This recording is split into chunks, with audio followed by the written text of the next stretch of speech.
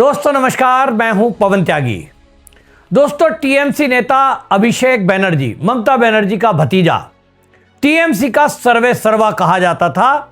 आज हालत यह है कि ना उनके हाथ में सत्ता है और ना पार्टी, क्योंकि जो यहां पर पार्टी का दावा अभिषेक बनर्जी और ममता बनर्जी कर रहे थे, उस दावे की तो हवा निकल गई और अनुव्रत बनर्जी ने, बाकायदा ऋतुव्रत बनर्जी ने अब जिस तरह से विधानसभा स्पीकर के बाद अपनी बात कोर्ट में रखी है, अब पार्टी का नाम निशान उन्हीं का कब्जा रहेगा, ये तय हो चुका है।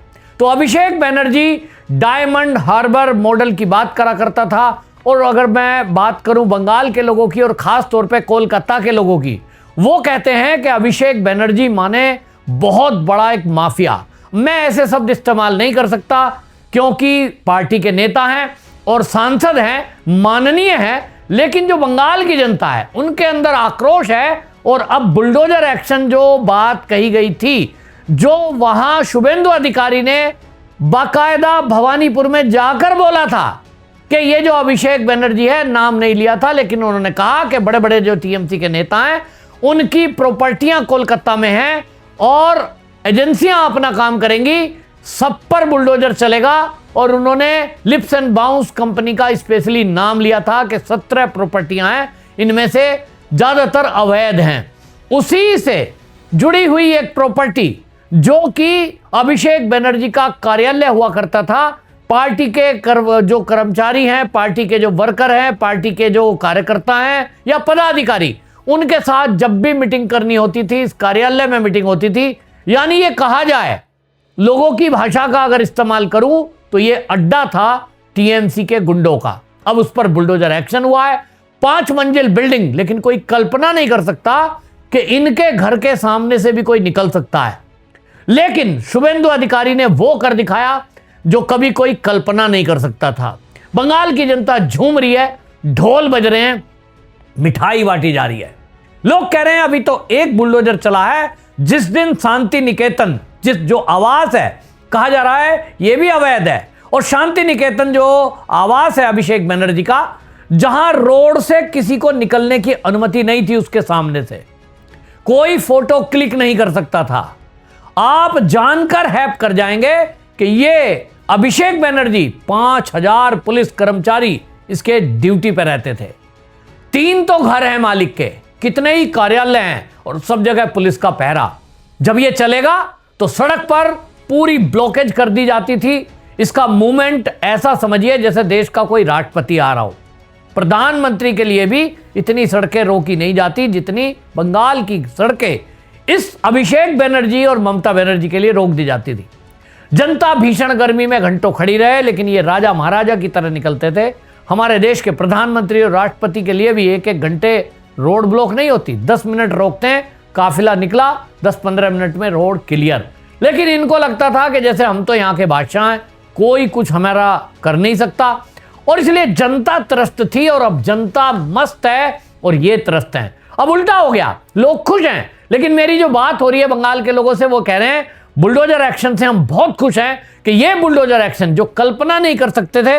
आपको बता दूं, दक्षिण 24 परगना में ये अमताला बराईपुर जो रोड है, उसके ऊपर ये कार्यालय स्थित था, और इस 5 मंजिल इस कार्यालय के ऊपर बुलडोजर चला है, जो मैंने बता दिया लिप्स एंड बाउंस कंपनी का था। अब ये हरीश मुखर्जी रोड पर जो शांति निकेतन नाम का इसका भवन है, बंगला है, ऐसे 3 बंगले हैं कोलकाता के अंदर।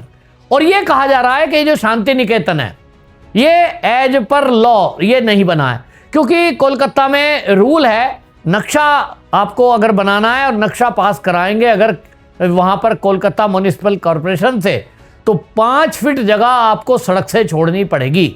यानी कोई भी रोड आपके घर के बाहर से जा रही है, 5 फीट छोड़कर तभी प्लॉट कटेगा, प्लॉटिंग उसी हिसाब से होती है। लेकिन अभिषेक बनर्जी ने जो ये बंगला बनाया, इनको तो लग रहा होगा कि हम ही सदा रहने वाले हैं, तो बिल्कुल सड़क से सटा के उसकी दीवार बनाई गई है। 5 फीट जगह छोड़ने का नियम सबके लिए है, लेकिन अभिषेक बनर्जी ने उस नियम का पालन नहीं किया। तो भाई अब शुभेंदु अधिकारी आ गए, और शुभेंदु अधिकारी आ गए तो उन्होंने तो पहले ही कहा था हमारी सरकार आएगी, तो निश्चित समझ लीजिए कि योगी आदित्यनाथ और हेमंत बिस्व शर्मा दोनों के पैटर्न का इस्तेमाल मैं करने वाला हूं। शुरू में लग रहा होगा कि शुभेंदु अधिकारी ऐसे ही कह रहे हैं, शुरू में इनको लग रहा होगा हम तो पब्लिक को सड़कों पे उतार देंगे, इनको शुरू में लग रहा होगा कि हम शुभेंदु अधिकारी को डरा ले जाएंगे, और ये धमकी दे रहे थे। हालात ये है कि न पार्टी है न सत्ता, और हनक इतनी कि अभिषेक बनर्जी अभी भी धमकी दे रहे हैं। वो क्या कह रहा है? वो ये कह रहे हैं हमारी सरकार आएगी तो हम भी इसी तरह बुलडोजर चलाएंगे। कहां चलाओगे भाई? शुभेंदु अधिकारी के घर पे? शुभेंदु अधिकारी ने जो घर बनाया हुआ है वो शरीफ इंसान है, नियम का पालन करने वाले हैं। अगर वो अवैध बनाए होते तो अभी तक तुम और ममता बनर्जी वो बुलडोजर चला चुके होते, क्योंकि तुमने तो शुभेंदु अधिकारी को परेशान करने में कोई कसर छोड़ी ही नहीं। बीजेपी का कोई लीडर ऐसा नहीं छोड़ा जिसके ऊपर केस दर्ज नहीं किए, बीजेपी का कोई लीडर ऐसा नहीं छोड़ा जिसको आपने जेल में नहीं डाला।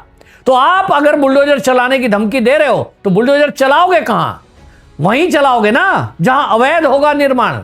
तो शुभेंदु अधिकारी की एक भी प्रॉपर्टी अवैध नहीं है, और यह मैं दावा इसलिए कह सकता हूं, अगर होती तो ममता बनर्जी 15 साल सत्ता में रही, उसमें शुरू के 5 साल छोड़ दो। शुभेंदु अधिकारी जब से बीजेपी में आए तब से तो निश्चित रूप से आपके निशाने पर थे। एक भी प्रॉपर्टी शुभेंदु अधिकारी की अगर अवैध होती तो आप तो तोड़ चुके होते।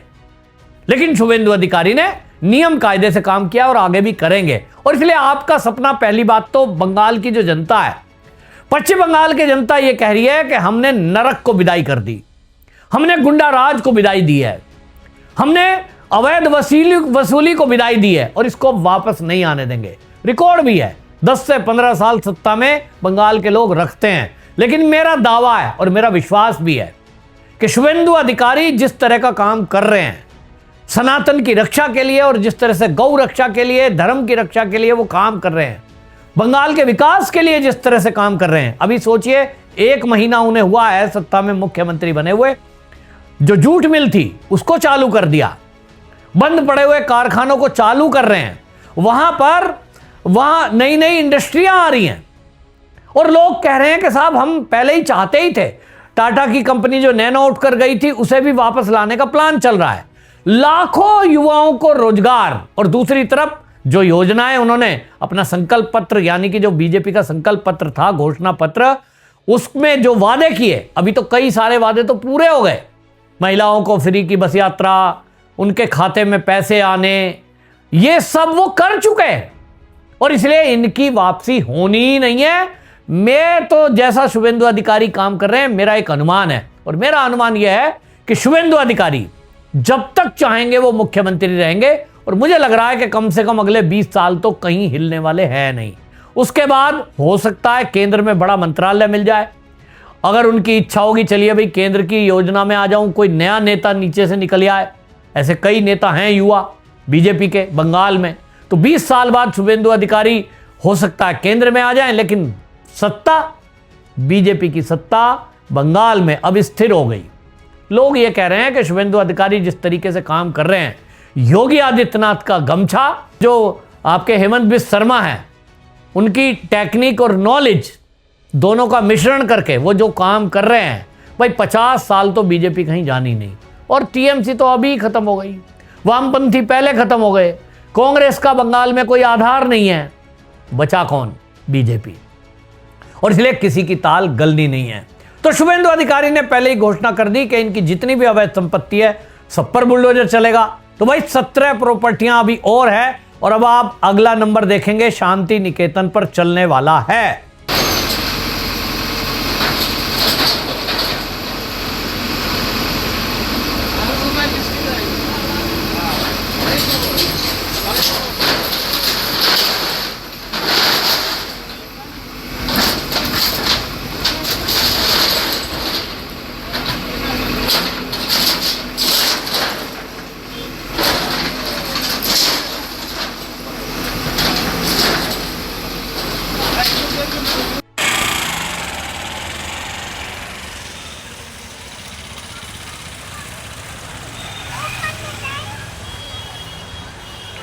हालात यह है कि टीएमसी के विधायक पकड़े जा रहे हैं, गुंडे पकड़े जा रहे हैं।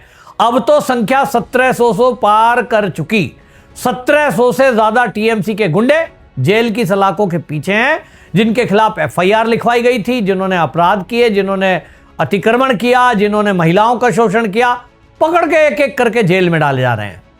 और जैसा मैंने आपको पहले बताया, बंगाल के लोग मुझसे पूछ रहे हैं कि ये अभिषेक बनर्जी जेल कब जाएगा, ममता बनर्जी जेल कब जाएगी।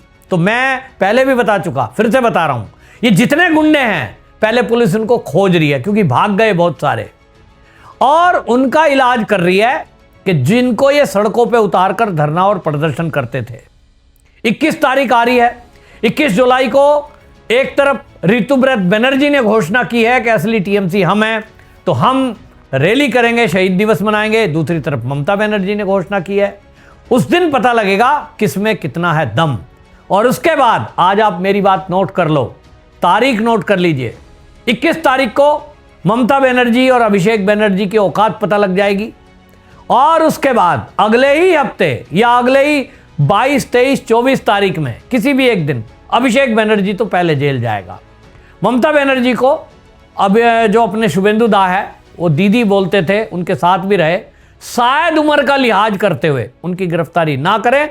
लेकिन अभिषेक बनर्जी तैयार रहो, 22 तारीख 21 का आपका पता लग जाएगा, 22 तारीख के बाद किसी भी दिन आपकी गिरफ्तारी हो सकती है। बंगाल की जनता इसका इंतजार कर रही है। आपकी क्या राय है कमेंट में जरूर लिखें, वीडियो शेयर करें। वंदे मातरम।